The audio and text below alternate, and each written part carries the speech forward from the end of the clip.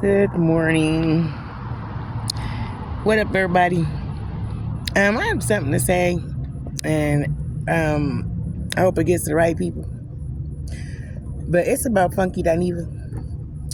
Funky, we love you. You're a cool motherfucker. We love you. You are so intelligent, so smart, and people are talking about canceling you. Hell no. Don't cancel Funky. Funky's that shit, nigga. Funky Dineva. Go Funky. Go Funky. He is that shit. He said some real shit. And that's what we need.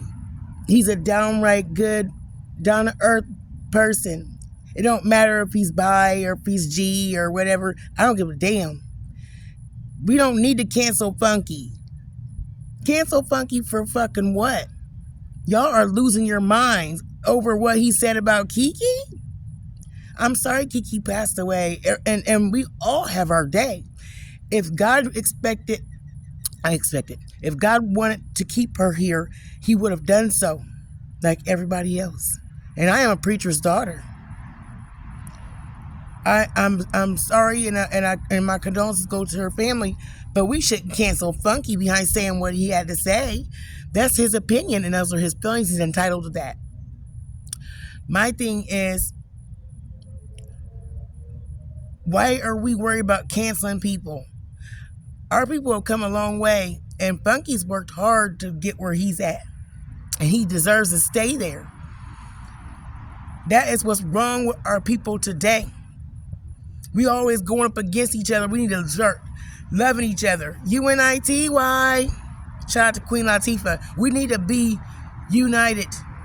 Us black folk. Stick together. Stop putting each other down. What's wrong with y'all? I don't understand it. We need to love on each other. These are in the times he don't deserve to be channel be taken away. The man's gotta eat. He's a lovely person. Just because he said some shit that everybody don't like doesn't mean that he's a bad person. I know a lot of demons out there don't deserve channels. People on there that's talking shit, and I don't hear y'all talking about cancel them. Anyways, Funky said something the other day. It cracked me up. Took me all the way back to our old days. Talking about ass whoopings.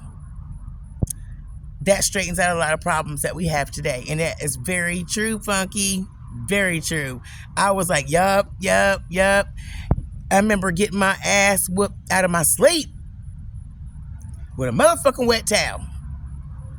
Tore my ass up, and my friend that was staying on night was sleeping next to me. She got a good whap in too. Woke her ass up too for leaving the dishes in the sink. My mama didn't play that. You don't go to sleep with no dishes in the sink. But he was telling a story about how he went to school and he was doing whatever he's doing, get talking back to the teacher or something like that. And he got back, it was so bad the teacher dropped him off at home. So bad.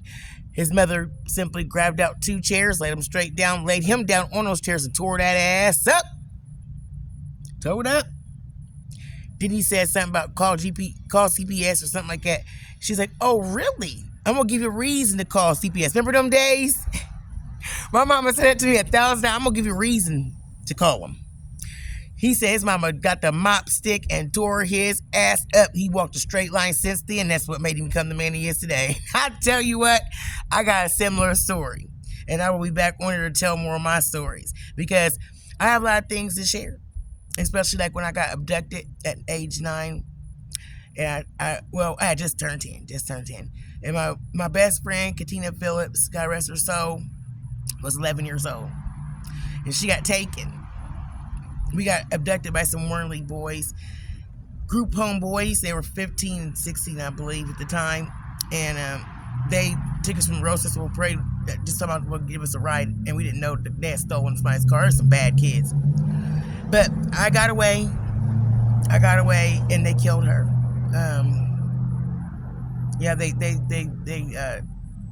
They had sex with her the wrong way. I mean, that R word. And they suffocated her with her own clothes after they did all that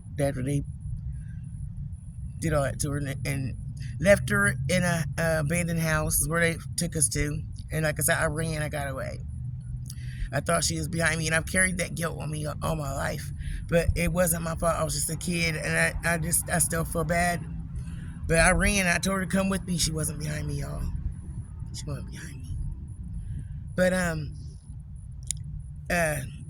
I'm here for a reason, and that reason is to inform my people on. We gotta, for one, we have to remember tomorrow's not promised to nobody. It's not. We need to live each and every day as if it's the last. Do you understand?